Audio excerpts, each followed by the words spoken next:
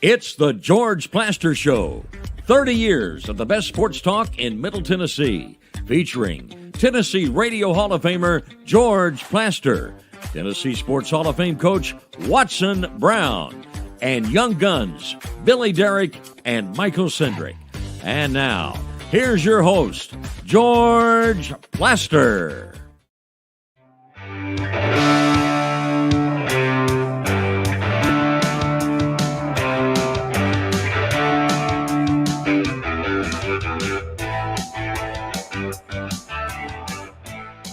Hello again, everybody. Welcome in. It's a beautiful Monday afternoon in Nashville, Tennessee. Temperatures starting to give you a little bit of a springtime kind of feel. May not necessarily hold for a while. We're probably about a month away from it getting pretty interesting. Let's check up on the plateau. Say hello to Coach Watson Brown. Watson, what's shaking? Pretty day, George. My wife put me to work out on the Brown DeRosa this morning. So no golf? No, I was fixing fences this morning. So does that sound like fun? No. Call me for the golf, but not the fences. I know you wouldn't answer it. So. Oh no, I would answer. You just tell me no. No question. You're not doing any fences. I'd give you the number of a good, turf manager or whatever. You're fixing fences. It has nothing to do with turf, George. No, I know it. You're city slicker. You don't even know what I'm talking about. No, I do know. I know exactly. And I know that I'm smart enough to just say no. You're dead right about that. Billy, what would you know about fixing fences? Not much either, George. Yeah, maybe a little bit more than you, but I wouldn't say a whole lot. Ooh. Watson's probably the authority on that, fixing fences, I'd say. Mm-hmm. Out of the four of us. Maybe Michael out in Texas knows more. Yes. I don't doubt that, what with all the rodeos. I actually went to a rodeo as a little kid in Denton, Texas. Did you really? I sure did. Did you enjoy it? Nah, not really. I didn't get you the smell. No. I feel like the smell would have bothered you. The smell was a real problem. The horses. Yeah. I was looking for a casino. Absolutely. How young were you? 9? Look at Watson's look. No. Hey, don't think he's joking, guys. No, it just didn't really do much for me. Yeah, the whole, lasso and yeehaw, the belt buckles, that didn't do it. No, not really. The half-pound hoedown. Yeah, absolutely. That's exactly right. You were looking for some tables with some green velvet on them. No, not really. Not really. I was a little young. I didn't know they existed then. Your mother would not have approved. No, but I think she was at the rodeo, and I don't think she got it either. So, Billy, what do we got in the update? George, big weekend, a lot of shakeup in college basketball. The Big 12 has 6 teams in the top 20, which we've been talking about is crazy. Tennessee dropped all the way to number 6 after a big road loss to Florida, and then sort of an ugly win on Saturday over Auburn. Purdue is still number 1. They stay at number 1, even though they lost at Indiana. Houston is 2. Alabama is 3. Arizona is 4. And Texas is at 5. George, Bama and Tennessee are the only 2 SEC teams that landed in the top 25. Yeah, I believe that. And here's what's crazy. Tennessee took Texas behind the woodshed a week ago in the Big 12 deal, but it was in Knoxville. And now you look a week later and you've got Texas having gotten a big road win at K-State. And all of a sudden they have moved ahead of Tennessee. Watson, the one thing I'm sure, this stuff means nothing. Absolutely nothing. And every week we see that we're going to have a heck of a tournament because I don't see any dominance anywhere. It is wide open. It's wide open. Man, that's going to be crazy in March. George, we'll keep track of who moves, who stays in that top 10 area. Second piece, A.J. Green has retired. 7-time Pro Bowl wide receiver, announced earlier today he's retiring from football. Second season in Arizona, finished with just 235 receiving yards and 2 touchdowns. But he spent 10 years in Cincinnati. That was the bulk of his career. And those were not great Cincinnati years. No, but I found this stat. He finished over 1,000 yards receiving in 6 of those 10 years. So you kind of see he had some consistency there on some bad Cincinnati teams. Yeah, Watson, I don't feel like he ever got the chance to show us just how great he was. And George, it's really becoming this in the NFL. You got to get on winning teams. You're a good player on losing teams. They just kind of throw you to a side. They just like AJ Green, those great years he had, but they weren't relevant. So he wasn't that relevant. And it's just becoming, you want to be on the good teams if you really want to have a great career and be well thought of, chance for the Hall of Fame, all of that kind of stuff. It's hard to be on these bad teams. Do you think he's a Hall of Famer?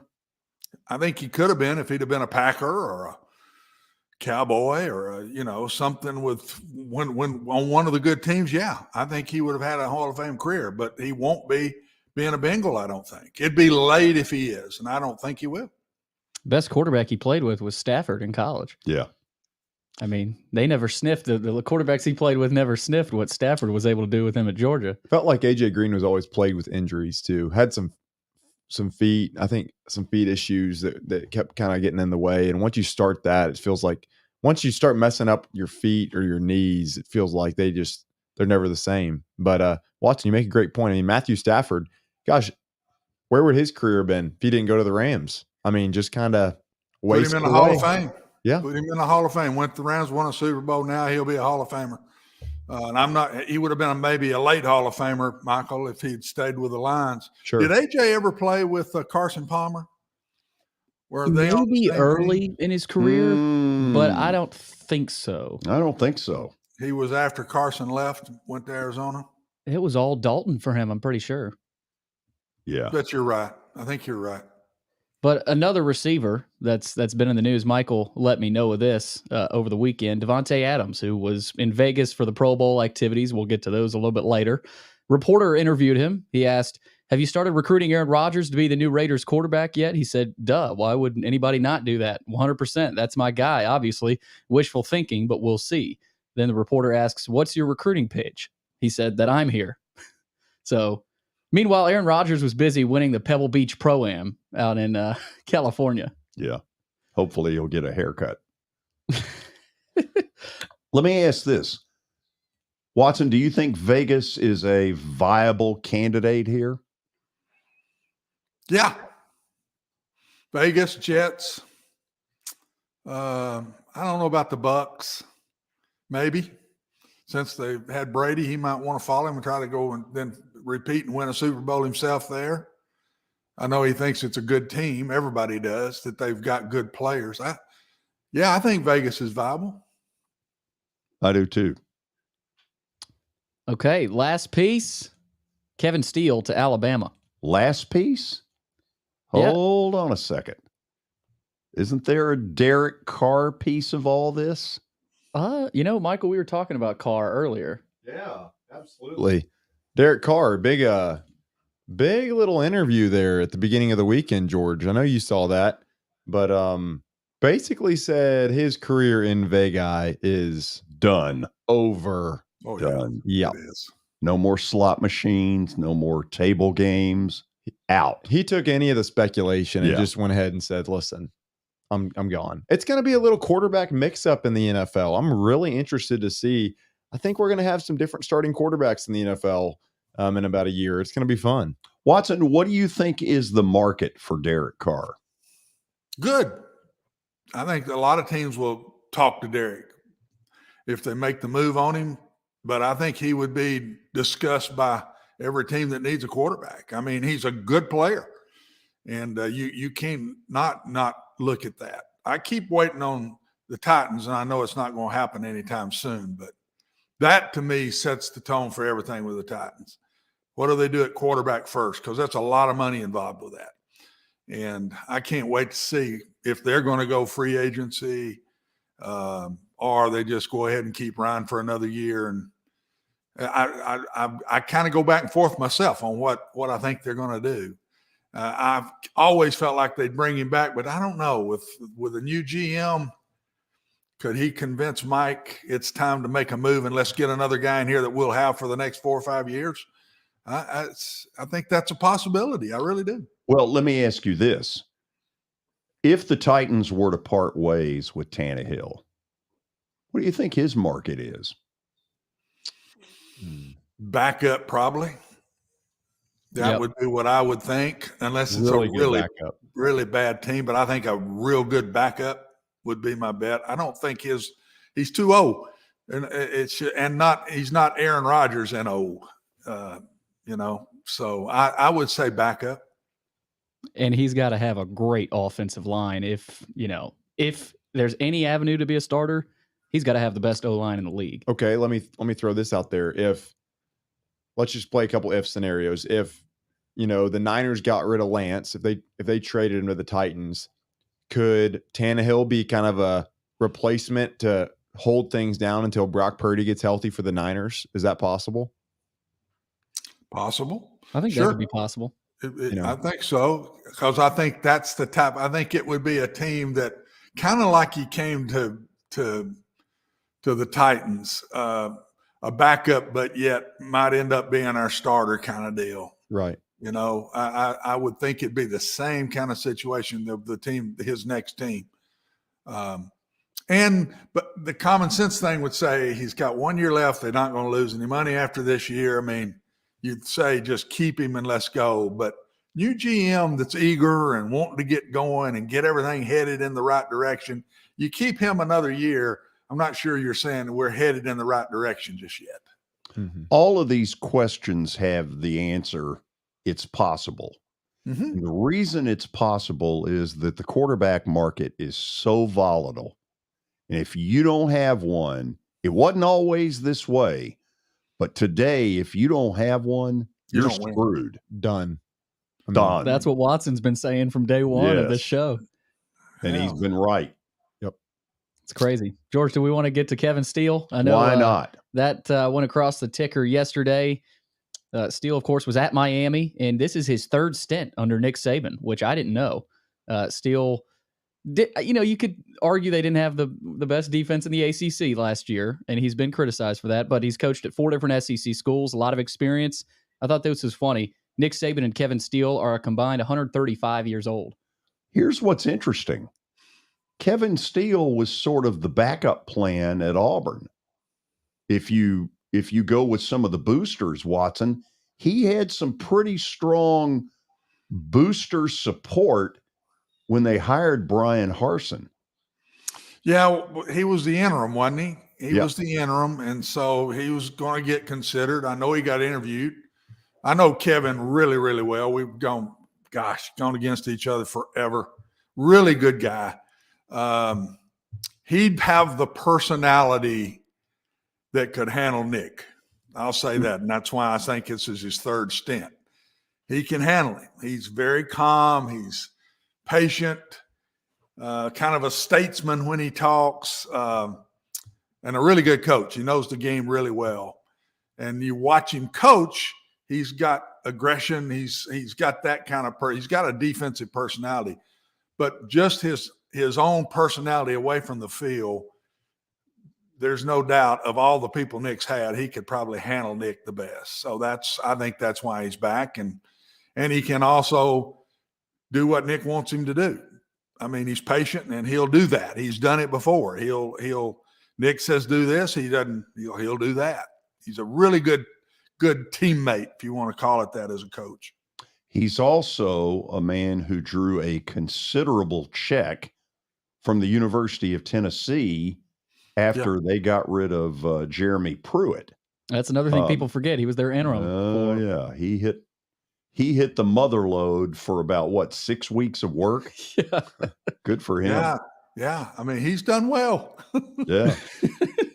Probably got a nice little check from Auburn, too, through all of that. So he's done well. I don't think he's living in the halfway house. We'll say this.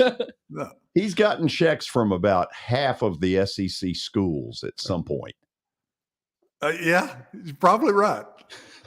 You're probably right. Last time I saw face to face, Kevin, was he and Billy Napier came to the state championship game, and somebody they recruiting in Tennessee at Tech when Tech was hosting the games, and he and Billy came up, and I sit in the stands and talked with them for a good while.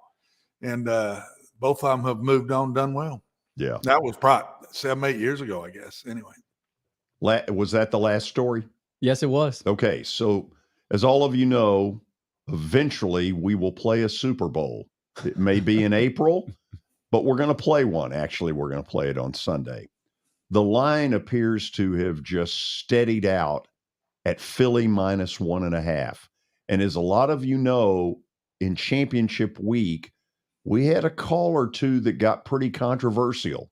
With that in mind, late last week, we caught up with former NFL referee Jim Daopoulos. Yes, that name is Greek. So 2 Greeks in one interview. Beware, we'll show it to you when we come back.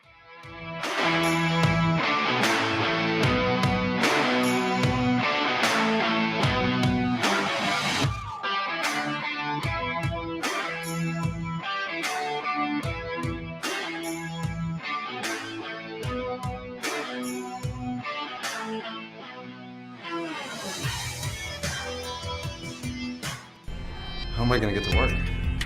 My car's totaled. Skylar, our team is making a call right now. We'll get you a rental car. Don't worry. That's a relief. Call us 24/7. We're here. We're going to help. Year number 2 of the Plaster and Friends Celebrity Bowling Night was awesome. And the reason is really simple. I chose Strike and Spare, and they were amazing. They have great food, great bowling, and a staff that is truly ready to go the extra mile to help you. They have 5 family fun centers in the area to choose from. And for more info, go to strikeandspare.com or call them at 615-824-5685. As the trusted premier custom home builder in Middle Tennessee, Donnelly Timmons has over 20 years of experience in the industry. Whether you're looking to build your dream home or renovate your current home, their team will ensure that every client and every remodel is unique, luxurious, and completed on time within budget. Founders Dustin Timmons and Joey Donnelly have over 25 years of construction experience in the Nashville area. Together, they have completed projects in Forest Hills, Oak Hill, Green Hills, Franklin, and Brentwood. Dustin and Joey believe that communication is the most important aspect of all construction projects. Therefore, they personally manage each project themselves and are involved in job site activities on a daily basis. Their commitment to quality and integrity has earned them an outstanding reputation among their clients. Contact them to set an appointment for a free consultation or to view some of their completed projects. Give them a call at 615-456-7983 or log on to DonnellyTimmons.com.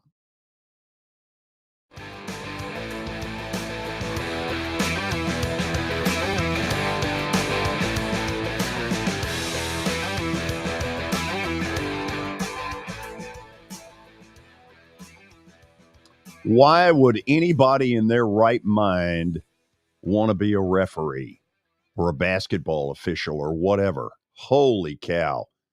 It is so much harder than it used to be. Athletes are bigger, they're stronger, they're incredibly athletic. It's crazy. So we don't get this chance very often, but we have former NFL referee Jim Daopoulos talking to us at the start of the interview about the controversies that went on a week ago in Kansas City, Chiefs and Bengals. First of all, thank you for taking the time. This is such a topical kind of time with what went on, in particular in the Cincinnati-Kansas City game. Help those of us who didn't quite understand what was going on with the do-over play. Well, it was really a strange situation. We're not supposed to have do-overs in the National Football League. But basically what had happened was it was a second down pass play that was incomplete. And when they reset the ball for third down, they got ready to run the play. And, the play clock was running down, and then it got down inside of 15 seconds, got down inside of 10 seconds, and the line of scrimmage official must have gotten something from upstairs, probably from the replay official or from the New York office that said, hey, we've got to readjust the ball. We're off a half a yard. No idea why they would do that, but he stopped the game clock. He stopped the clock at that time, and he put the ball, made it a half a yard adjustment. Had no effect at all on the play, and why they did it is still surprising. So then what happens is they went through the procedure, and Ron Torbert, the referee, explained what happened, and he said, we are going to reset the play clock, and the clock will start on my ready. Well, we had an incompleted pass, so the clock should have started on the snap. Well, no one picked it up. 7 officials on the field, 7 alternate officials on the sideline, and none of them picked it up. No one made the adjustment. So they got ready. They snapped. They got ready to snap the ball. The clock is running, and the deep official, who felt that the clock should have been stopped at that point, started to run in and stop the play. Well, no one really saw him. They ran the play. It was an incompleted pass. He tried to get off the field, but they felt that we need to replay the down because there's an official that was out of position. It had no effect on the game. They threw an incompleted pass. It should have gone to 4th down. They gave him the opportunity. So it was one of those situations that it was very poorly handled. I don't know why they moved the ball. I don't know why they replayed it, but it was confusing. It was embarrassing, and it's something that should not have happened. We don't get a chance to have officials or former officials on very often, so I'm going to ask some dumb stuff here, but I want to get your reaction to a little bit of it. One of the things I don't understand right now that is now legal in both college and pro football is this thing where the lineman can get behind a ball carrier and push. It seems to me it's doing a real disservice to officiating. Well, it is, and it's something that's just kind of taken a step forward recently. Basically the rule says that there's a penalty for helping the runner, but helping the runner means you grab him, you carry him, you lift him, you pull him, but there's nothing that says about pushing him, and then it becomes, hey, who's the strongest? It's kind of like a rugby match, but the rule allows them to kind of push forward. As long as his progress is moving forward, they're going to let it go. As long as that offensive man doesn't get in front of the runner, grab him by the uniform, grab him in some manner, and pull him into the end zone or pull him forward, then there's not a penalty on that play. A couple of weeks ago, I had a chance to see some old film footage of part of the game where Montana hits Dwight Clark with the catch. And one of the things that really struck me was that we have got so much more hand fighting and contact going on. Have we just simply gotten to a point where officials are having to make the call based on degree of contact as opposed to, in the old days, contact? That's a great point. The game has changed so much. I think the biggest thing is the players are so much better. The defensive backs are so physical, the size, etc. When I was up in the league office, we had a lot of issues because the Patriots basically manhandled the Indianapolis Colts one year, and they had to do something about illegal contact. They wanted to give the receivers an opportunity to work themselves downfield without being accosted getting off the line of scrimmage. So now they're saying, hey, at 5 yards, you got to let him go and let him make his move. There's an awful lot of hand fighting that goes on. There's a lot of grabbing. As an official, the better officials can handle these situations by making the call from the gut. You watch the play. Does the contact have an effect on the outcome of the play.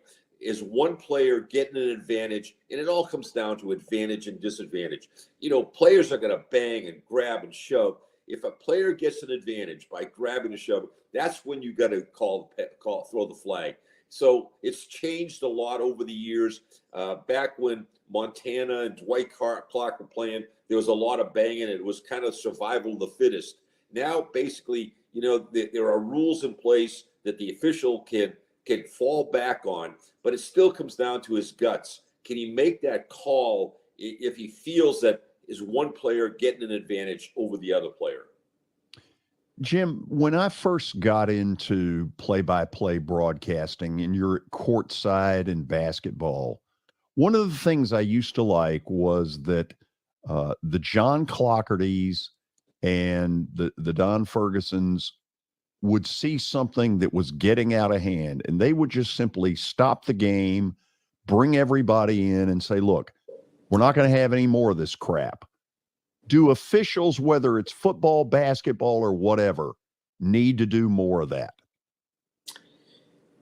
You mentioned a couple of basketball officials that I thought were the best at their trade. John Clockerty. I mean, I would watch him on a game and know that the game, was under control.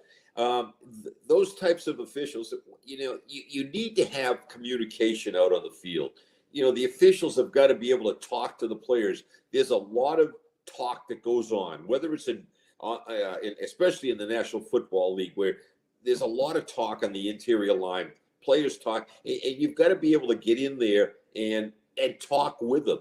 But you don't talk them down. You don't tell them to shut up. You just kind of work with them, because they've got their own little games going on in there. When they start going over the edge, that's when you can kind of control it. But the good officials are the ones that can go in there and they can get into a situation and they can calm a situation down with communication. I think they're losing a lot of that right now. They're a little bit too robotic out there.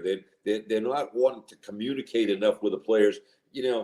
Stop the game and pull the teams together and tell them, hey, we're not putting up with this anymore. And if we do, there's going to be consequences. I don't know if they do that enough. I don't know if they're taught enough. They're taught to do that enough now. Jim, let me ask you this. Obviously, a targeting has come into the game, and honestly, it's a big part of the game now. And you can't, watch a football game almost without that being called. What are your thoughts on that? Do you feel like they should maybe move to a basketball model where you almost have a flagrant 1, flagrant 2? One's malicious, a guy just totally it's really obvious, and another, it just feels like, it's so hard, especially with these running backs too, now how low they can get. It's, you kind of put the defense then in a compromised position. I guess, what are your thoughts on how you'd like to see targeting called? Well, having been involved in football for a long time, and you see so many injuries out there, and then now the long-term effects of head injuries. We really, we're only touching the surface of what's really going on out there. They've tried to clean it up. It's a vicious game played by vicious, tough individuals. They've got to take the helmet out of it. They've got to take the crown of the helmet out of it. There's going to be natural contact with helmet to helmet during the game. And I understand that. And that's why they have these helmets on. But when helmets hit side to side, you've got to let those guys play. But when somebody comes in and lowers his helmet and tries to hit, from the crown up and get up there, he's trying to punish his opponent. And that's what you've got to be careful of. The other problem that you run into, as you said, should there be different degrees of it? At some point, we got to let them play football. And at some point, they've got to understand that if they do this, then these are the consequences. But what happens too often is, that running back is running. Now he lowers his head and he initiates the contact, and they're calling it on the defensive player. Is that fair? I don't think it is. But, who initiates the contact? Now you're putting an awful lot of pressure on the officials to make that call. And that's where you need to have some kind of a replay option to take a look at that, to see who's initiating that and initiating that helmet to helmet. Now, again, and I'm saying, helmet to helmet shouldn't be a foul unless they lead with the crown and, Right. and try to injure the opponent. Yeah, let's stay just real quick on the topic of injury. I'm sure that you were watching or definitely are well aware of everything that went on with DeMar Hamlin and that situation. What went through your head when you were watching that or when you heard about that as an official? How what that might be like for an official, and also, I mean, you had a long career doing this. Did you have anything remotely close to that experience, and what was that like? Well, that's interesting, Michael. I was watching the game, and I got this feeling in my gut. I was refereeing officiating a game in Giant Stadium between the New York Jets, and Dennis Byrd. He got hit, went down, and was paralyzed on the field. As I stood over him from my position before anybody came out, I could still see the look in his eyes, and he couldn't move. He was completely paralyzed. They started working on him, and fortunately, they did some great things at that time. And I was on the field about 4 years later when he, with the assistance of crutches, he was able to walk back on the field. And it brought me back to that time when I saw the situation in Cincinnati. And I'll tell you, it was just, it scares you when you see situations like that, and you see these games going on, and the hits. Unless you've been on the field, you don't realize the intensity of these games. You don't realize how physical these individuals are, and it just amazes me that they get through games, the way they do. Last one for you. I played wide receiver in college. Now, we were a flexbone team, so we didn't throw the ball very much. But as a wide receiver, the game also is that's a rule that has changed of what is a catch. And I'm a Dallas Cowboys fan from Arlington, Texas. So the Des Bryant catch or no catch. It was somebody was saying that to me the other day. I was at somewhere and he was a Dallas Cowboy, and he said, "What about that catch?" I said, "It was 100 years ago, but it's still not a catch." Well, help me understand it. I mean, I feel like now I can watch a game, and honestly, I guess I'm so backwards with the rules now. I don't even know what a catch is. What do you think? How should that be officiated? I think it should be officiated with your gut. It's kind of funny that so many things happen. When I was up in the league office, we used to have to make decisions on things like that. And, the way we would discuss it up there is we'd say, how about the 50 guys in the bar? Do they think it's a catch or not a catch? And if they think it's a catch, how can the 5 or 6 of us up in New York say it's not a catch? Sometimes you just got to do let your eyes tell you what's going on out there, and you make the decision from that point. But it still comes down to they've tried to make it easy.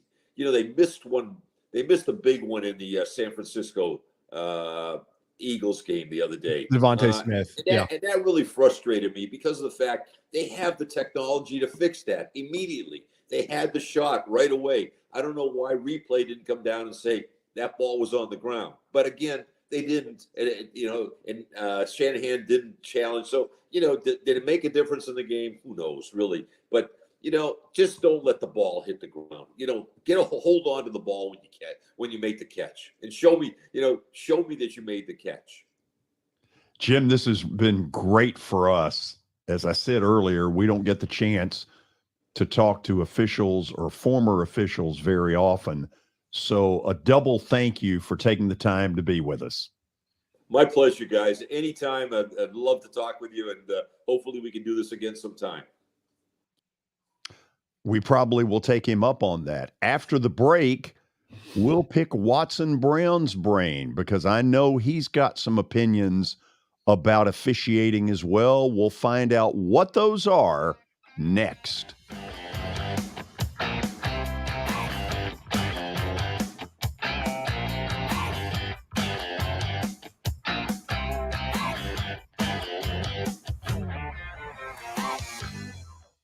I know it's getting colder. You're not thinking about golf. However, if you're planning an event for next year, let me suggest golf through Riverside Golf Links.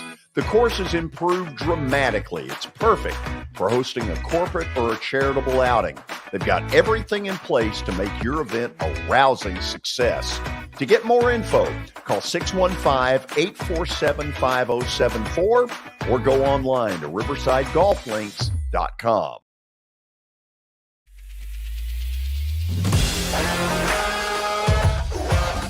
Hockey in Music City just hits different. It's one big honky-tonk party. It's the sea of gold in the crowd. The goals, the saves, the celebrations. It's an experience like no other. Don't miss a minute of the action this season. Visit NashvillePredators.com/tickets to get your seats today. That's NashvillePredators.com/tickets. And we'll see you at Bridgestone Arena. Jody Jones has as nice a dental facility as you'll find anywhere. Let's go in and take a look. Are you in the market for a new dentist? Maybe you're new to Nashville? Well, the place to go is Jody Jones Dentistry at 55 Music Square East, and their new facility is absolutely state-of-the-art. Jody mixes quality with comfort for the perfect dental experience. He's trusted for his creative design and committed to both the function and aesthetics of your smile. Jody is simply the total package. Don't wait. Make an appointment now at 615-259-5100.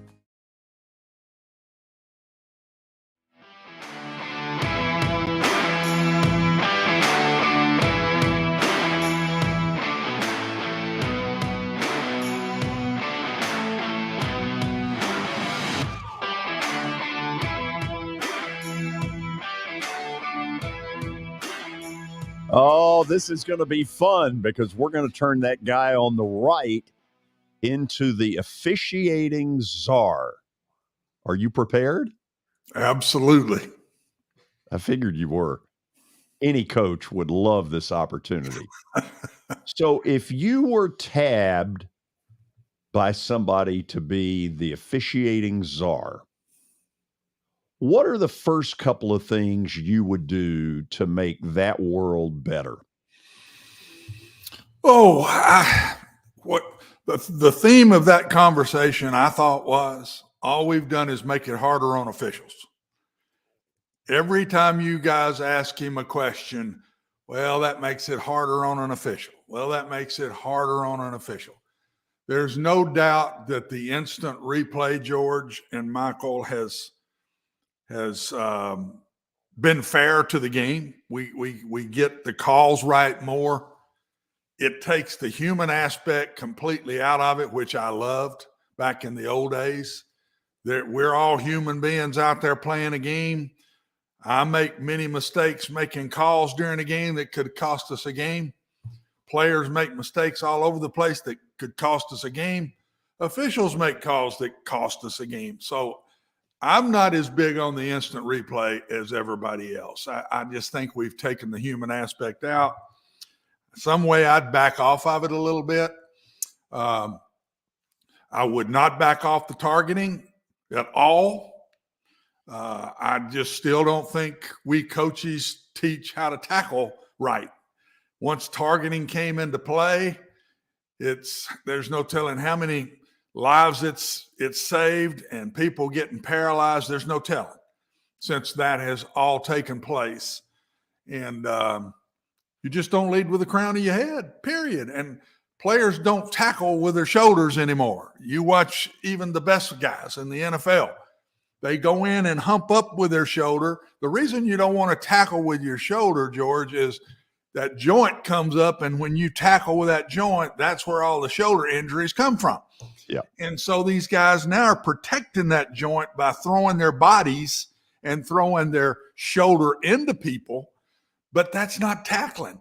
And so when you do that still, if you do it, look to where your head goes. Your head still goes down when you do that. When you tackle, your head has to go sideways. And your face has got to be up if you're going to tackle with the way we used to be taught to tackle. So I still think targeting should be the way it is. But Look at what happened that you asked the questions, George, about the official coming from the boundary, stopping the game. You know why he did that? Because he knows upstairs they see it. He knows upstairs they see it, and if he don't stop it, he knows he's going to catch all kind of grief. In the old days, I don't think that stopped.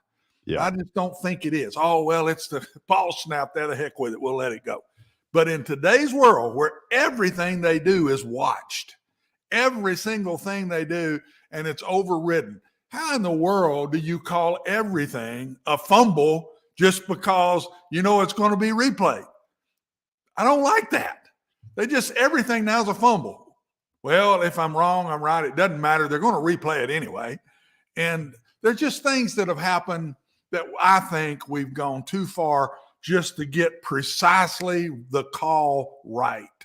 And in some ways, I think that takes away from the game because I still think an umpire in baseball is part of the game. You sit up in the stands, half of the fun is getting on that dude. It's getting on the umpire for balls and strikes. It's getting on the first base guy that missed the call. I mean, it's still part of the game to me. And I just think we're getting further and further to robots. We may get to a point where there are robots. There aren't human officials in games. So I'm sure I'm headed in a direction you didn't expect me to go, but that's just the way I feel. Lord knows I've had many bad calls against me. I've also had many, many bad calls for me. It balances out. I mean, it really and truthfully does. I think it's fine to have instant replay, guys. I just think we've taken it too far. That's just my personal opinion. Okay, one of my pet peeves is this stupid offensive lineman pushing the running back. Absolutely. How was that allowed back in the game? Because the way the rule was written. He said it if you caught it. And I was back when this rule was written, and I can remember times when people were pulling guys, and that's a penalty. As long as you don't pull them, you're not helping the runner. So getting from behind and pushing isn't helping the runner. Change the rule. Get rid of that. I don't like this scrub. I don't like the quarterback sneaks right now where you put all the bodies right behind the quarterback and everybody pushes. That's not football to me. And all you got to do is say whether you push him or pull him, that's helping a runner. Get rid of that thing. That's my opinion. Get that thing out of football. It's funny, Watson. I don't know if you're like this as well. I know you're an offensive guy, and obviously I am too, playing in college. But I tend to see more of the defensive side of these rules. A bunch of these rules they're coming out with now are hurting the defense in so many ways. I mean, that's on purpose, Michael. I know, because they want to see the shootouts, but I hate it. I see a defender trying to go tackle a guy, and he's trying to get as low as he can, and all that running back does is get a little bit lower or stick his head down, and the running back's the one that's targeting there.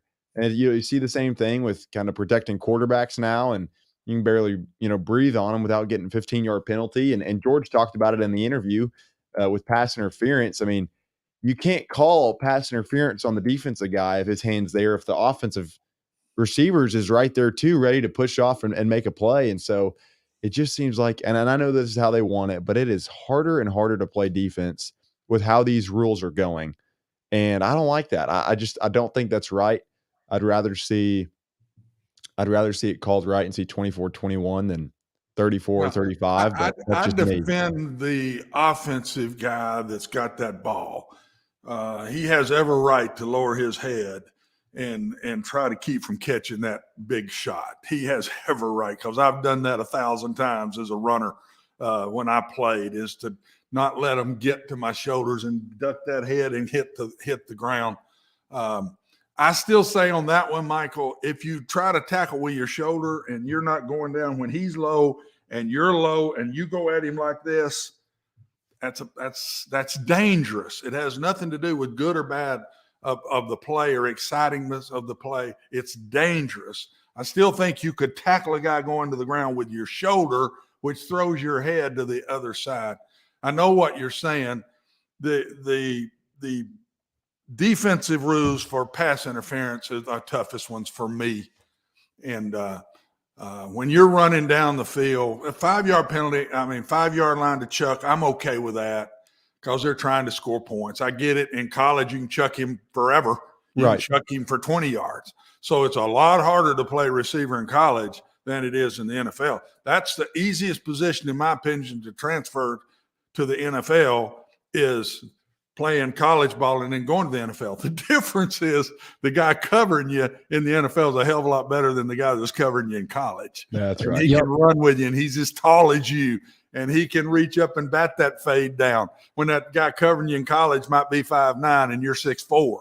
And but the one that gets me is, and they put it on the official, and he said it. Well, did either one of them help themselves to make the play?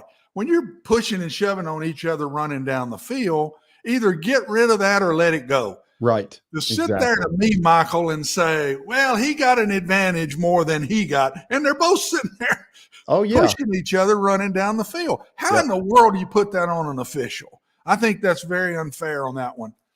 The second one I would throw back at you guys is, do you like the NFL rule for pass interference, or do you like the college rule for pass interference? College. I'll give you both sides. College. The college rule to me is 15 yards. The NFL rule is where the ball is. In college, they now teach just to reach and grab and it's better than a touchdown. We'll take 15 yards. But yet, when it's in the NFL and you throw a fade route and it's 3rd and 20 or 30, and you throw a fade route and the guy interferes and the ball's now on the 2-yard line all the way on the other end of the field, that's too big a penalty too, to me. That's the biggest penalty in football. Yep. That killed the Titans this year. Because that one can be 60-yard penalty. Yep. And I don't know that that's fair. So how do you guys feel? Which way should it be? Is there an in-between on that rule that we could come up with? George? Well, if you really want an in-between, you might set up a yardage thing that says, okay, this play was a 52-yard completion that puts the ball down at the 4-yard line. Then maybe you make some rule that says the maximum amount a team can be penalized is X, 25 yards or 20 yards, if you don't want to go strictly by the college rule. But when you allow a game that is very competitive to be decided by a 52-yard pass interference call, that's too much weight on one play. That's just me. Totally agree. 100%. Yeah, I'm with you. And yet you don't like what you see in college. Michael probably had it happen to him. I mean, you've beat a guy like a drum, he just reaches out and tackles you because he'd rather have 15 than a touchdown on him, So it's teaching. We taught that. I taught that as a head coach. It's the only rule I ever taught to where I said, tackle him. I don't care how. Don't let him run by you and get a touchdown. And to me, that's backwards teaching. You're not teaching discipline when you do that. The NFL guys do it on holding. If they get beat, they teach tackle the guy. Reach out and grab him, pull him to the ground. We don't want our quarterback hurt. We'll take the penalty. We don't want our quarterback hurt. We never went that far. I didn't teach that in college, but the pros teach that all the time. So I don't know. The pass interference rule has bothered me, Michael. It has, and I just think George might have the best way. Hit an in-between somewhere up to 30 yards. It can be only up to 30-yard penalty or a 25-yard penalty or something. 15 might not be enough for me because it's too easy just to grab the guy and pull him to the ground when you got beat like a drum. So, Watson, I'm going to give you one more, and I want your reaction to it. We're worried about pace of play. So when you get in the peep show, if you can't make a decision in 75 seconds, the play goes as stands. That make any sense? Mm-hmm. I know what you mean. The play stands. The play stands. Thank you. I get it. Okay.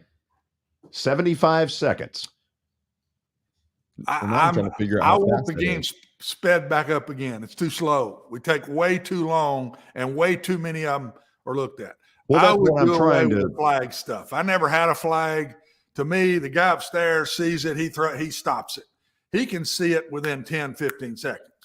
The guy upstairs that's doing this, whether it's in New York or he's at the site. In college, he's at the site.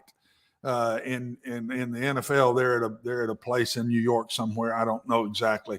I don't like the coach's deal. I think it ought to be stopped by the people up in the box that see it. But we got to speed it up. It's taken way too long.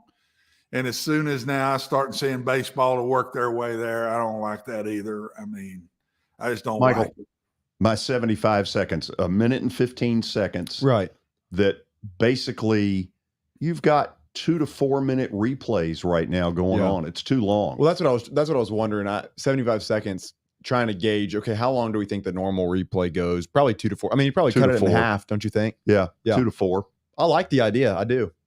George, can I propose something? Oh, absolutely. Okay, so I know you guys know and remember. Thank you. We appreciate it. We'll go to the break. You guys remember how Tony Pollard got hurt against the San Francisco 49ers, the hip drop tackle. Mm-hmm. They're considering banning that tackle that injured Tony Pollard, got his ankle wrapped up. I'm not saying I agree with this. I'm just, what do you guys think about that? You see it a lot where they might be close to the first down. Defender, he's got to do whatever he can to get the guy down, and they're thinking about banning that hip I see drop. these guys shaking their head. Watson, you start it. I don't see how it can be called. They happen in so many different ways when somebody falls on an ankle. A lot of times it's not the tackler, it's the second guy coming that falls on the ankle or whatever. I don't see how in the world when you're tackling a guy from behind, which means you're already in trouble and you're trying to reach out and tackle a guy because he's past you. If you're tackling him from behind, I just don't see how that one's possible. I do see some serious injuries come from it, but guys, you can't stop everything. I mean, I just think that one's going too far. I hope it doesn't happen. I hope it doesn't either. Way too far. You're playing football. It is split second, full speed decisions. That's coming from a Cowboys fan. I hope. Yeah. I mean, here's the thing. I think Dez caught it, but you know what?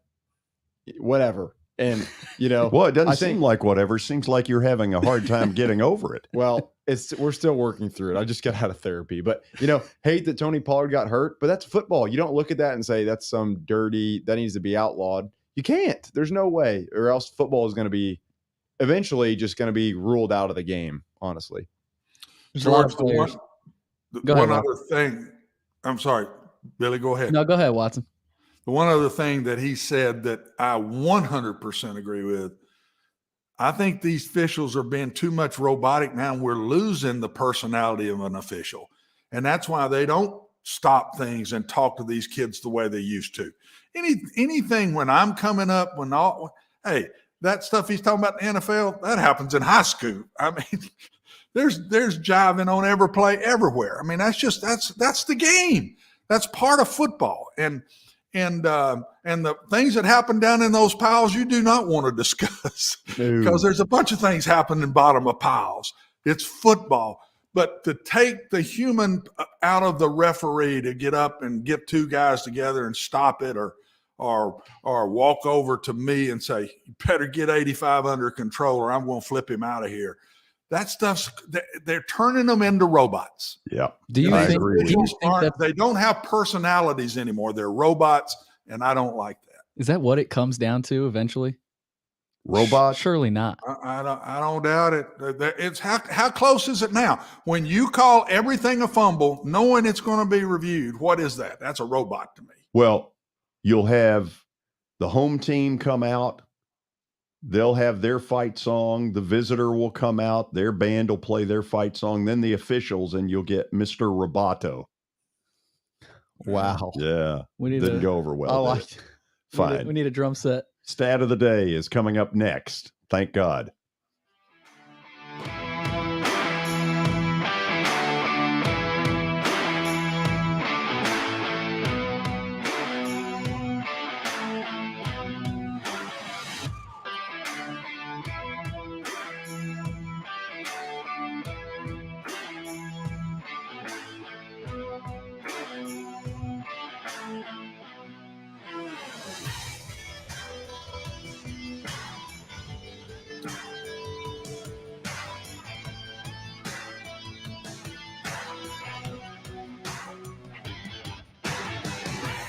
Hey, thank you for meeting with me today. The insurance company has made an offer. Already? Wow. They've offered you the entire policy. Thank you, Blair. You're so welcome.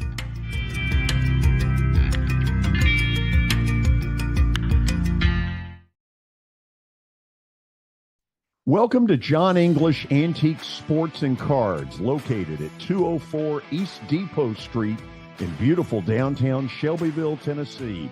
Their phone number is area code 931-492-4304.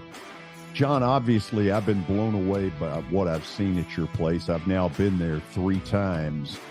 But for the person who's never been, what should they expect? Well, we have a 3,000 square foot store, George. Half of it is vintage cards in all sports, and then half of the store is, a lot of people call it the museum, where there's a lot of early equipment and just the history of sports in general: baseball, football, basketball, golf, tennis, and other items. When somebody comes in there that you know is a big sports fan, what is their normal reaction? Well, I think that they're pleasantly surprised, and of course, being in Shelbyville, Tennessee, which is a small town that you would never expect a shop like we have to be in. So they're kind of, I don't want to say blown away, but as I said, pleasantly surprised. Once the All-Star game is over, the Nashville Predators will have another of their college nights.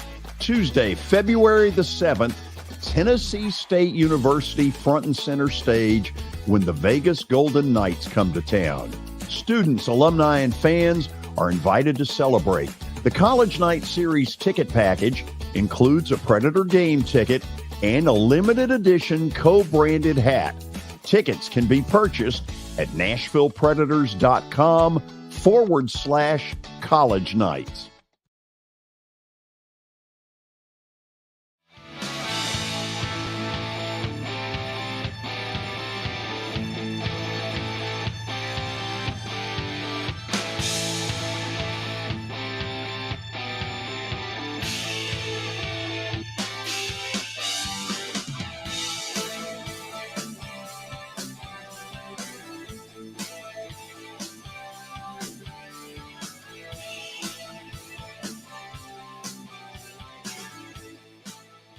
Welcome back into the George Plaster Show. It's now time for Stat of the Day. It's brought to you by John English Antique Sports and Cards in Shelbyville, Tennessee, 204 East Depot Street. They're open Tuesday through Friday from noon to 5, also Saturdays from 10 a.m. to 5. Give them a call at 931-492-4304. Again, that's 931-492-4304. All right, let's see what Michael's got cooked up for today. See if it's NFL themed or not. Oh, it's college basketball.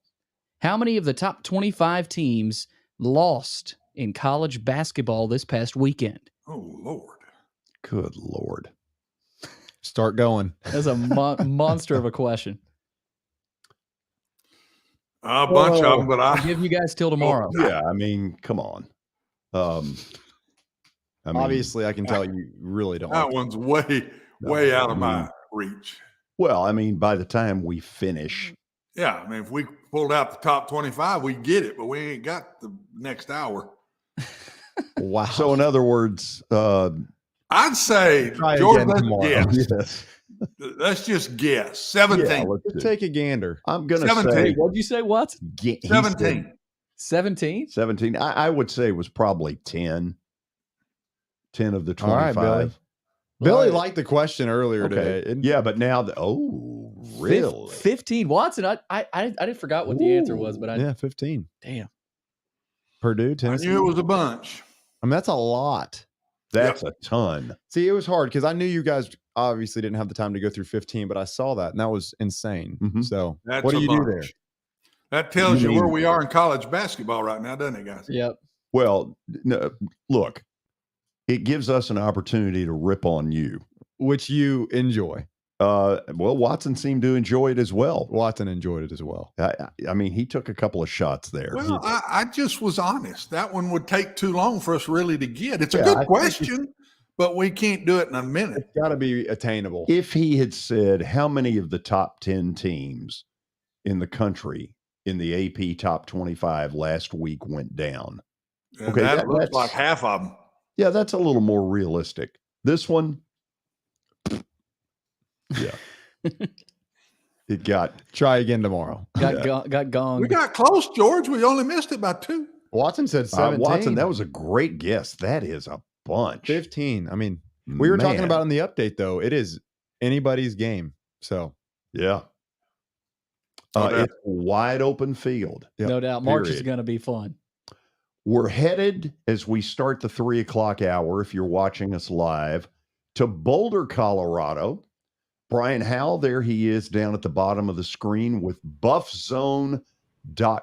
Brian, why not a Rockies hat? Come on. Support your team.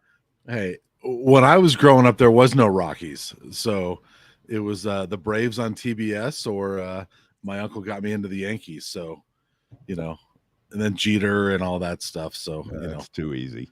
It's too easy. But, I'm a Rockies fan, but, grew up Braves and Yankees, so I got to stick with it. And let's face it, with that pitching in that park, it's hard to be a Rockies fan. Yes, it is. And with that ownership. That said as well. So obviously we wanted to talk to you about Dion. Yeah. What has been just the whole level of buzz since he got hired? Yeah, it's been remarkable. I mean, it's something I've never seen around here. And I unfortunately have covered a lot of coach hirings here in 13 seasons. So, I've covered more coach hirings than bowl games. So the buzz is unlike anything I've seen. And, the fans are excited. They were 1-11 last season, probably arguably the worst Power 5 team in the country. It was ugly. They were losing bad most weeks. And, all of a sudden Deion Sanders comes in here and, brings in a lot of juice. He brings in a lot of publicity. He's bringing in talent, and fans are excited about it. At the time that Colorado approached him, can you tell whether any other Power 5s at that point were talking to him? From what he has said, there were other offers, but there was never anything public that came out about anybody else that ever offered him. And I think the 2 schools that were most linked to potentially being linked to him were Cincinnati and Georgia Tech. But Georgia Tech never seemed to, show a ton of interest in him. And Cincinnati, I think, got into it late, and I'm not sure how serious that ever was. The other school that was linked to him was South Florida, which is not Power 5, but a lot of people thought he might go there because of the Florida ties. So, to me, publicly at least, the only offer that's ever come out is Colorado. Obviously, this is new territory for him from where he's come. What do you think is going to be his biggest adjustment once the games start? I think the biggest adjustment is going to be just it's a higher level of talent on the other side of the field than what he's faced in the SWAC. And that's not putting down the SWAC. It's just, that's just what it is. I think it's easier to bring in, 12, 15, 20 good players at Jackson State and dominate like you did than it is going to be in the Pac-12. And that's not saying he can't do it, but, I think with all the changes they've made already, and they've brought in a lot more talent this winter, I still think they have, a bottom half of the Pac-12 type of roster.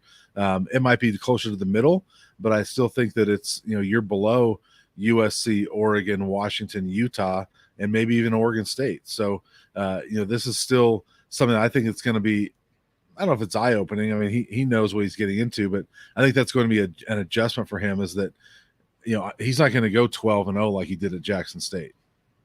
Brian, I would watch Colorado on the Pac-12 network, and they were dreadful a year ago. They were as bad as any Power 5 going.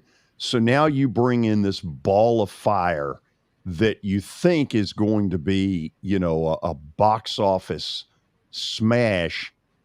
Is it too early to tell, or can they tell yet? As far as the on-field results? Well, box office.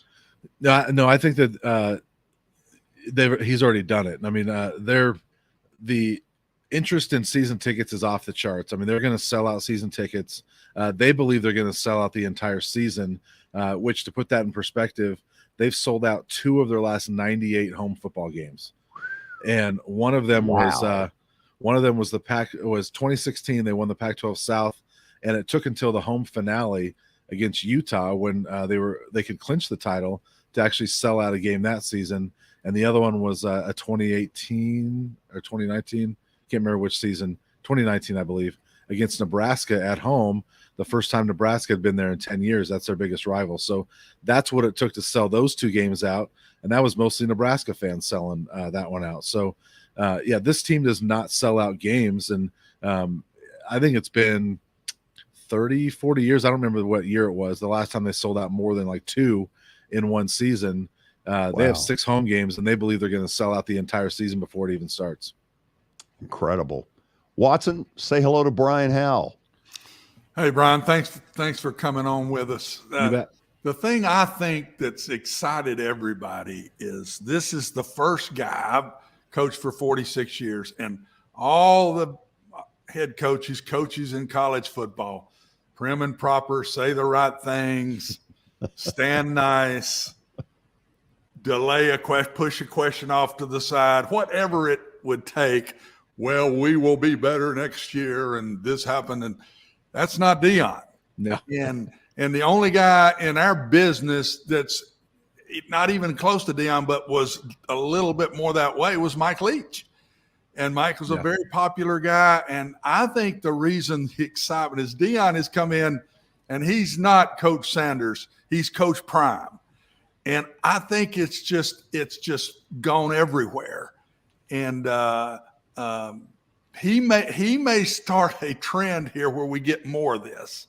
And more coaches are not as prim and proper and are looser and say things. And what do you think about that? Do you think that's had a lot to do with and of course being Coach Prime and all he's done in his career and everything is part of that. But he markets himself like nobody else, and I think it's rubbed off on everybody. Yeah, for sure. He's totally different from the norm, like you're saying, and he's a guy that. The signing day press conference the other day, he started off with the question and answer period, and he said, "Hey, don't ask me about specific players because I don't know all the names yet." And when could a college football coach get away with that, let alone say it? But you got to love the honesty. I mean, he's bringing in 40-some new players, and he says, "Hey, I don't know all of them yet. I will, but I don't yet. So just be careful when you ask me about specific guys." And he's very different. But he's very calculated as well. And he's a guy that he knows how to work a room better than any coach I've ever seen. And, that's his initial press conference was almost like, it was a part comedy routine, it was just, a whole bunch of donors and boosters were there. And so, it felt like almost watching a sitcom in some ways because they're laughing, almost like a laugh track would come up because they were laughing so much at everything he would say. And so he knows how to work a room, and he is going to be different. He's not going to sugarcoat things, and, he is going to be honest and say, "Look, I don't know these guys yet, but, just give me some time." The other thing, Brian, to me, he comes across as just jumped into this. He was a high school coach. He had coached some before, and it's not like some of these players just coming from playing and jump into coaching. He had coached. And the one smart thing I think he's done, and he's really done now at Colorado, he's bringing coaches in with him that have been through the mill and know what they're doing, and he can be more Coach Prime and let these guys coach. And I think, Brian, it's a different world than it used to be. When I came up in the last 25 years, this APR that came out that everybody had to have a certain number. Well, what's that all about? Keeping your players in your program, getting them eligible, keeping them in your program, and graduating them in 4 years or 5 years. Now, the way it is, transfer portal, coaches come in and let 25 guys go, say hit the portal. You can change a team. In the days of the APR, it would take 5 years to even have your guys in there, just the ones you recruited. Now you can do it for sure in 2. Everybody on your team you brought in if you wanted it to be that way. So I think he could fix this quicker because of the change of all these rules. And I think Colorado could get it back.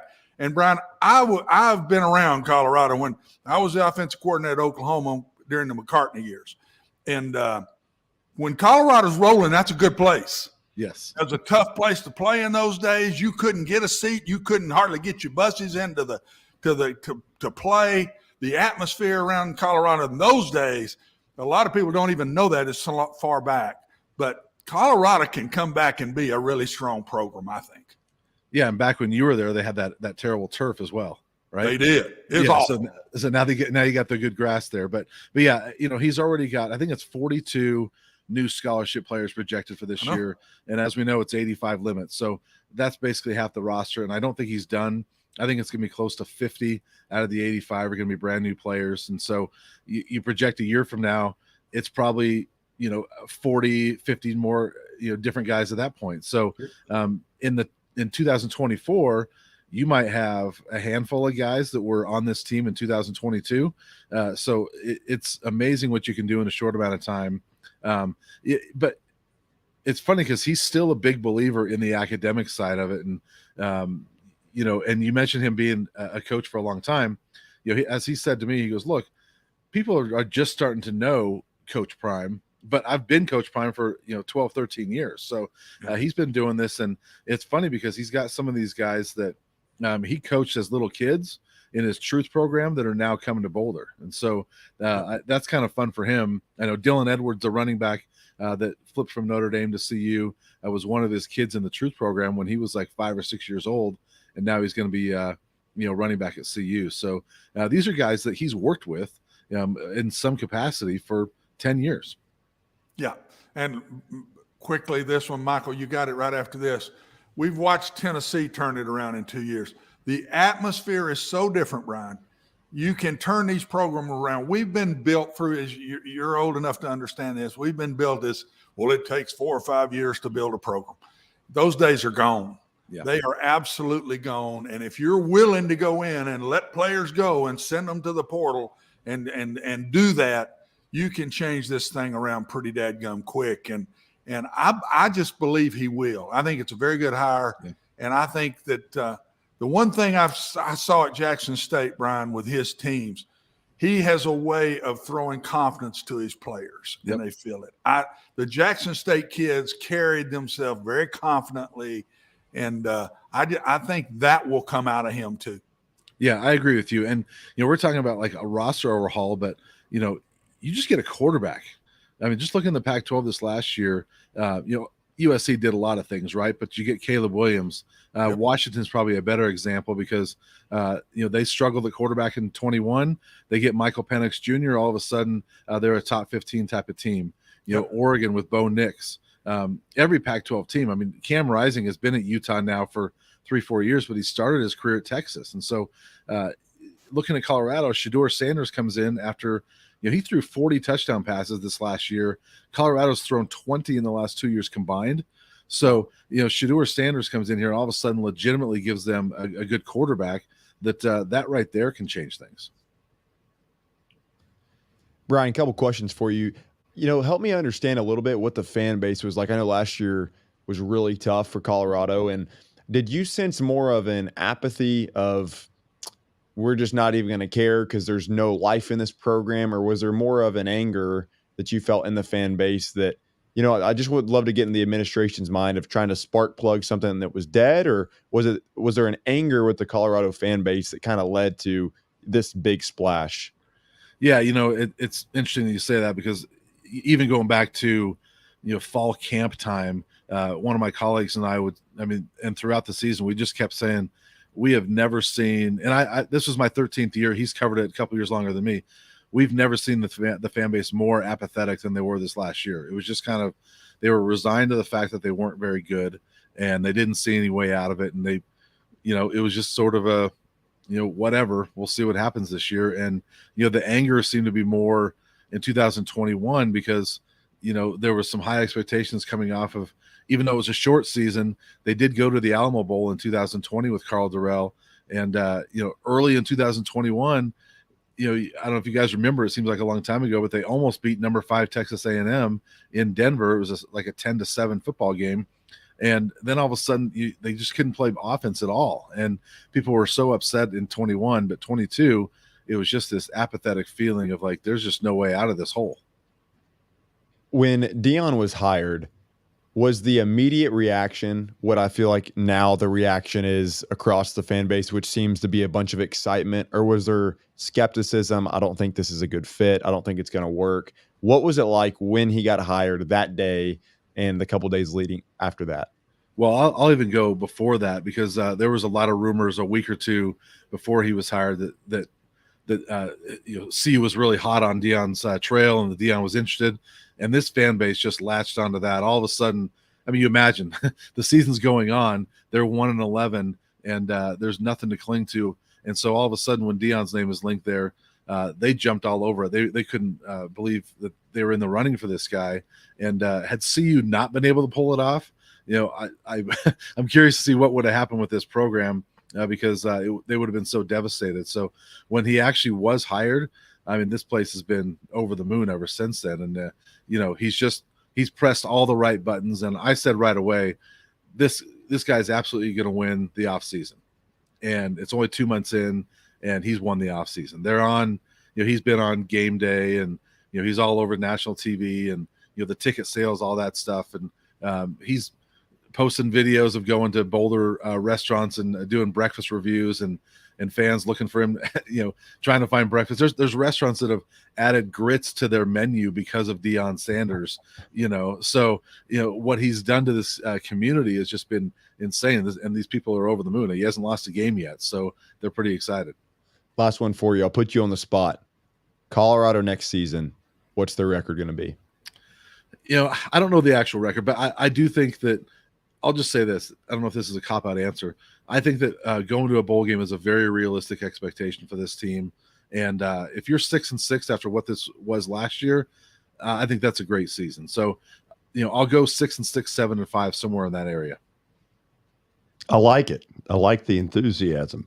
But I'd like it better if you wore a Braves hat the next time we get you on here. Sounds good. Brian, thank you for doing this. Appreciate it. You bet, guys. Brian Howell from buffzone.com joining us here on the show. Terry would have loved him. Oh, yeah. The Yankees would have got them all excited. Oh, gosh. Okay. After the break, studs and duds, and then Jim Boeheim sounds off huge. Stay tuned.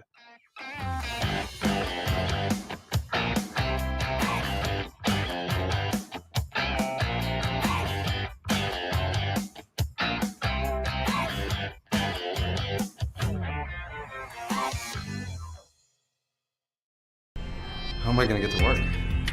My car's totaled. Scholar, our team is making a call right now. We'll get you a rental car. Don't worry. That's a relief. Call us 24/7. We're here. We're going to help. Year number 2 of the Plaster and Friends Celebrity Bowling Night was awesome. And the reason is really simple. I chose Strike and Spare, and they were amazing.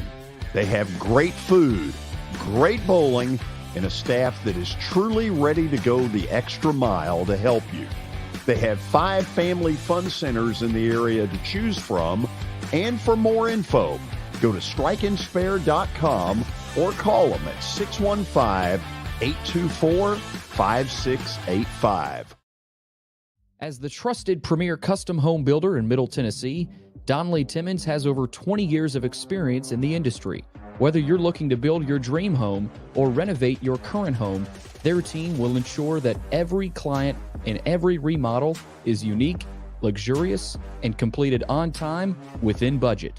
Founders Dustin Timmons and Joey Donley have over 25 years of construction experience in the Nashville area. Together, they have completed projects in Forest Hills, Oak Hill, Green Hills, Franklin, and Brentwood. Dustin and Joey believe that communication is the most important aspect of all construction projects. Therefore, they personally manage each project themselves and are involved in job site activities on a daily basis. Their commitment to quality and integrity has earned them an outstanding reputation among their clients.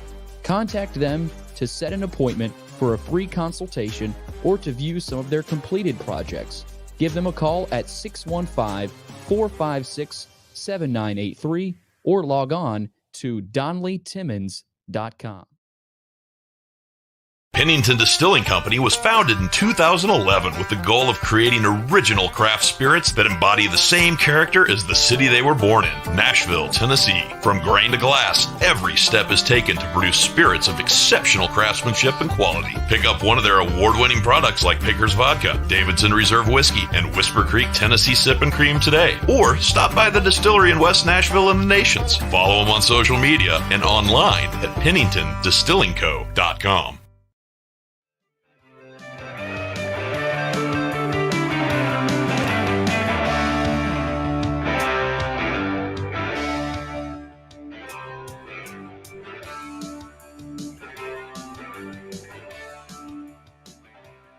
Time for Studs and Duds. Weekly feature here on the show. Billy, are we ready? I'm ready, George. Are y'all ready? We're ready. Okay, let's do it. Stud number one. Congratulations to Lenny Acuff and Lipscomb University. Liberty is sort of the gold standard. And to be able to finally get Liberty, Watson, that's a huge win for their program. Yeah, it is. They've had some good ones this year. They have. They beat Belmont earlier, so they've had some nice wins. And went to Louisville. He's a very good basketball coach. Very good. And a good man to go with it. And they say, you know him, I don't. Yeah. But he's a Braves fan. That guaranteed it. Ooh, strike one against him. I guess. Oh, he's a good man. So what's number two? Oh yeah, IU.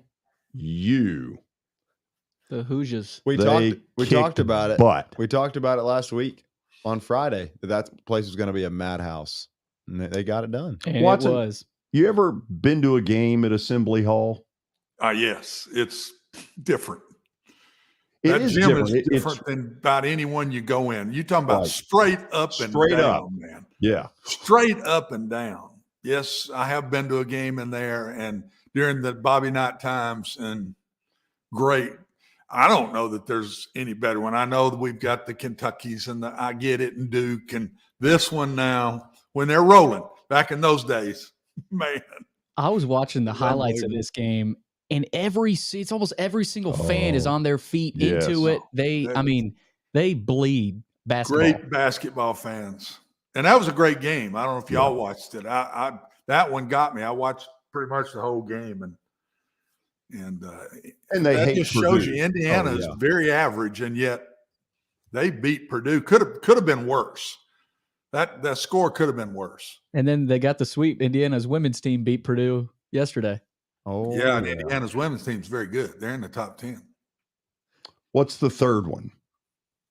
Colin Castleton. Okay.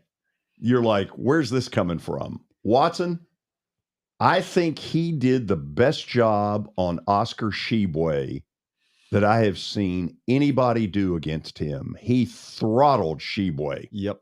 Yeah. Well, he's long like a lot of these, like Eddie, the guy at Purdue, but he's athletic. He's more athletic, and I agree with you. I watched a lot of that game, and they didn't double down. They did, but they didn't do it near as much as a lot of other teams do.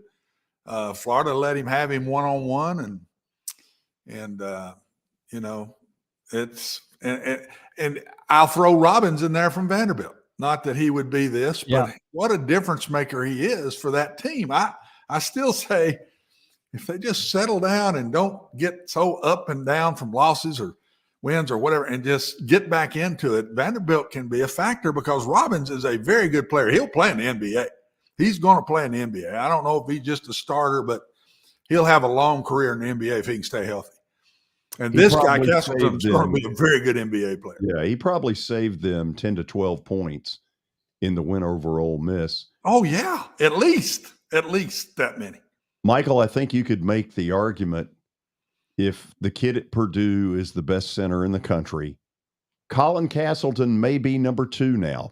Yes, I totally agree. And you see the 25-8, but Oscar Sheboy, like you said, Sheboy was 2 for 14 in that game. I mean, that was lockdown Central. Castleton frustrated him. If Florida gets into the tournament somehow, and I don't think they probably will, but if they do, it's still, you don't want to play them because you don't want to play a guy like that can just say, I'm going to dominate your 6'8" center the entire game. That's just a matchup you don't want. I'd rather play an average looking team with just a bunch of, you don't want to play a guy like that because that's a guy that says, put the game on my shoulders and let's see if I can take you there. Castleton has made some money this past week. He dominated Tennessee as well. He sure did. The best defense in the country. You're right. So Castleton looks like a guy to me, guys, that could play some 4 in the NBA. Yes. He's today's 4, Watson. He reminds me of Robinson and the Spurs when they put the 2 big guys out there together. I think he can play 4 in the NBA. Some, not all the time. Pretty good, but he's pretty good. He's athletic. Doesn't have enough around him, but he's pretty good. Up next is Iowa State knocking off Kansas. I've done a game in that beautiful Hilton Center, and that place was hopping Saturday. They ripped Kansas. They don't lose there. Especially a game like that. I mean, they were so excited to play, and we said it on Friday's show. We said, the games that were all played this weekend, the home team was a bunch of nut houses to play. I mean, Indiana, Iowa State, you do not want to play those guys at their home gym, and they got after Kansas. Watson, you ready for the duds? Yep. First dud is the Pro Bowl games. First of all, let me make clear, I did not see 2 seconds of any of it. You didn't want to watch flag football? No. I mean, it's time for this to end. I don't even know. It could have been great, and I wouldn't know. I just went ahead and stuck it in. I kept turning back and forth watching it just because I thought I better, because we'd have to talk about it.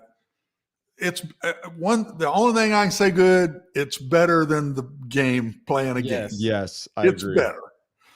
The more exciting parts were not the flag football game. It's more what the linemen were doing and that to me. Now at the end it got a little competitive, but I just don't like it when players are running half-speed routes and there wasn't anybody busting it in any way, but at least they don't have pads on out there and they're turning each other down and not hitting each other. By the way, Tyler Huntley. There was 60,000 people there watching that. That's incredible. That's incredible. It's incredible to me. Incredible. It was a half-speed flag football game, and there's 60,000 people watching it. And that's why they're still going to have it. The funniest part of it is Tyler Huntley did not throw the ball well. I was just laughing watching. In a flag football game, he's still not throwing well. If he's a Pro Bowler, I'm your monkey's uncle. Okay. Up next, the Dallas Mavericks. What are you doing? Trade for Kyrie Irving. He's a dog. I still like it. Well, fine. But when he becomes a dog, you'll get fleas. I probably will. You will get fleas. But at the same time, this Dallas team was not going anywhere before this trade. You give him a chance. I like it. You get what you deserve. That's true. If he blows up, we totally deserve it. We better not hear anything from Mavericks fans about, complaining about Kyrie. Well, listen, we're playing with fire. We're playing with fire here. He'll be on his best behavior for about 10 days. And then when he figures out they're not going to pay him, then he'll want another trade. You're probably right. Up next, Colorado State has apologized for students' Russia chant at a Ukrainian basketball player. Really? I mean, come on. That's a shame. Bad. Yeah, that is a shame. Bad look. I mean, embarrassing. Glad the university stepped up, though, and did something. Yeah. Okay, which leads us to Jim Boeheim. So Syracuse over the weekend was at Boston College. And I don't really know quite how all this happened, but he got asked afterwards. And I think they won the game at Chestnut Hills, beat BC. So he got asked about, are you going to retire? Is this it? And he said something to the effect of, it's my decision. The university's made it clear that I can go as long as I want. But then Watson, he really went off, maybe a little too far, because he named a couple of schools that he said basically bought players through NIL, and a couple of them fired back at him, Wake Forest being one of them. But the thing he said that he was so right about is the state of the game is awful. Jay Wright got out because of it. Coach K got out because of it. He said they're going to be a bunch more. And he's 78 and he can say what's on his mind. He can get away with it. No, I didn't have a problem with that at all because, there's been players bought all over the country. I don't know why somebody would get upset about that. Now, maybe one of the schools isn't buying the players the same way somebody else is. I don't know, but it's legal. Things that I saw a conference, the Southwest Conference, that I was a big part of, and when it got shut down for buying players, now is legal. That's where our game has become. And so he's right. There's players being bought all over the country, legally bought. And I think there will be more and more, especially of the old guys. The older guy will not be. The younger coaches can roll with this flow and learn, and the older guy's not going to want to do it, George. It's kind of like me and you with computers and cell phones. There's just certain things we older folks say, I ain't going there. You can do whatever you want to do, but I ain't going there. And get off my lawn. I don't think he'll last much longer. The only thing I didn't think was real classy was to say, I'll quit when I want to quit. I didn't like that. Yeah, I'm sure he's been told that, but I just don't think you come out and say that myself. Are you surprised that he's still coaching at 78? I am. Holy smokes. Syracuse fans are not fans of him right now. Yeah, there's a little bit of frustration on there. I think they're getting a little tired of it, honestly, even if he's right. There is a little bit of cachet in that he has won a national title and he has gotten them to some Elite Eights and Sweet 16s. And so there's a little bit of having to grin and bear it. Right. One of the other things, he has a son who the last couple of years, Buddy's been as good a player as they've had. Yeah. Yeah. So you're right. And what makes them, they've also gotten some of those Sweet 16s and Elite Eights, they had no business being there. Yeah, they were high seed. And but when you play that 2-3 zone and you have 2 days to prepare for it instead of seeing it every single time twice a year in the conference, that will trip you up. And that's kind of been that's been teams' kryptonite a lot of times, playing against them in the tournament. No, I watched him in a regional in Memphis several years ago when Blake Griffin was at Oklahoma, and Watson, like a dope. I then came back on Monday and said, I like Blake Griffin, but he's going to have to take his game way farther out. He is just not good enough. Good statement, George. How'd that one work? Another one of them fraud deals, wasn't it? Yeah, it didn't work out the way. Yeah, another one of them fraud deals. George, he was right about the state of the game, though. I think basketball is in a worse spot than football. Because it's football. Everybody loves football, but for basketball, it just feels like some of the games are unwatchable. There's almost no offense. The Tennessee game, 46-43. 46-43. That's the average high school score. Heck, maybe even 7th and 8th graders. So he is completely 100% right about that. Okay, but would you admit that one of the reasons for this is that athletically, these players are so much better than they were 20 years ago.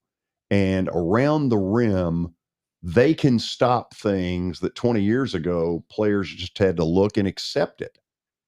Now you got 6'1" guards going up and saying, in your face. Yeah. John Morant type spring. Yeah. That's fair. That's a fair point. I don't know. It's going to be interesting. Football, make an interesting point. Football doesn't really feel like anything's getting in the way of that train, but college basketball, I think March Madness though is always going to keep college basketball relevant. I just feel like there's too much fun in that. I'm not watching in January or December teams play as much as I want it to in February and March. The average fan's not going to, but March Madness is always going to spark everyone's attention.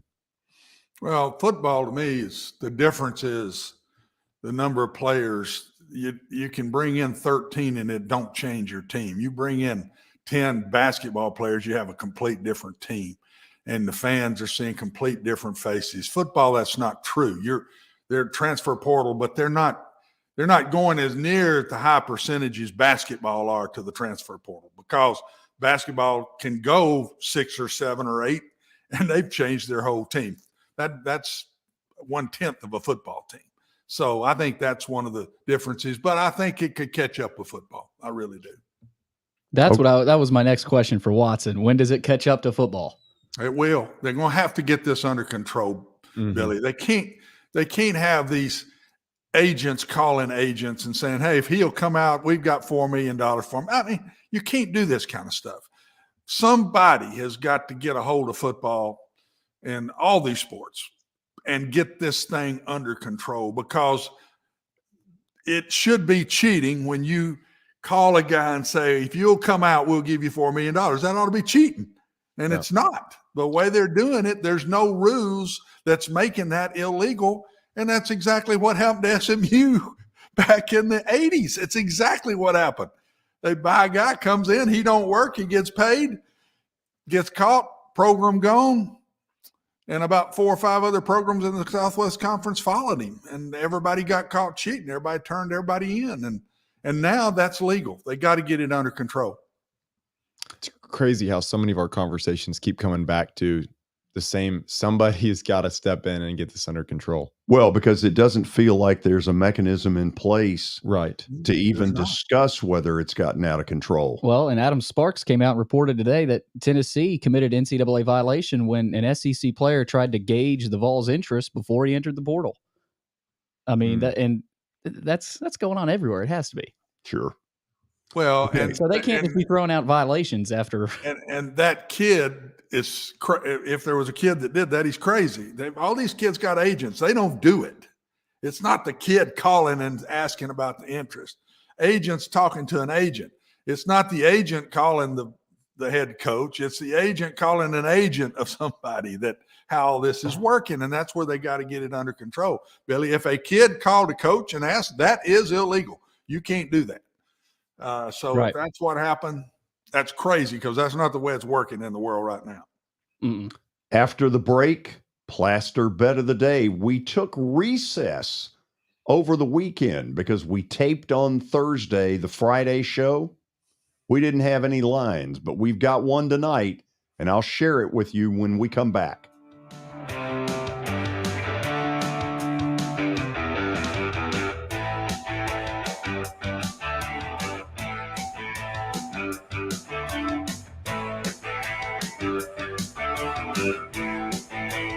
I know it's getting colder. You're not thinking about golf. However, if you're planning an event for next year, let me suggest golf through Riverside Golf Links. The course has improved dramatically. It's perfect for hosting a corporate or a charitable outing. They've got everything in place to make your event a rousing success. To get more info, call 615-847-5074 or go online to riversidegolflinks.com.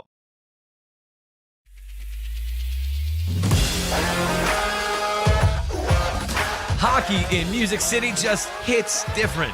It's one big honky-tonk party. It's the sea of gold in the crowd. The goals, the saves, the celebrations. It's an experience like no other. Don't miss a minute of the action this season. Visit NashvillePredators.com/tickets to get your seats today. That's NashvillePredators.com/tickets. And we'll see you at Bridgestone Arena. Forget the fact that Sir Speedy Music City is owned by my BGA classmate James Warren. Their work stands on its own merit. James and his staff do incredible work, as evidenced by the huge banners at the Plaster and Friends Celebrity Bowling Night. If you're looking for quality to help your marketing and business communications, and you want it at a reasonable price, these are your folks. Call them at 615-832-9511 or go to print at sirspeedymusiccity.com. And be sure to tell them Plaz sent you. Jody Jones has as nice a dental facility as you'll find anywhere. Let's go in and take a look. Are you in the market for a new dentist? Maybe you're new to Nashville? Well, the place to go is Jody Jones Dentistry at 55 Music Square East. and their new facility is absolutely state-of-the-art. Jody mixes quality with comfort for the perfect dental experience. He's trusted for his creative design and committed to both the function and aesthetics of your smile. Jody is simply the total package. Don't wait. Make an appointment now at 615-259-5100.